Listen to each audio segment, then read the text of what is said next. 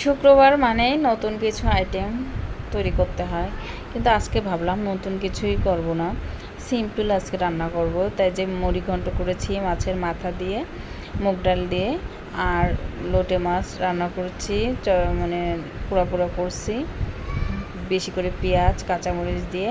আর একটু মুরগির মাংস ছিল, ব্রয়লার মুরগি, সেটা আলু দিয়ে ভুনা করছি। তা আজকে অন্য শুক্রবার তো পোলাও, গরুর মাংস, রোস্ট এগুলো রান্না করা হয়।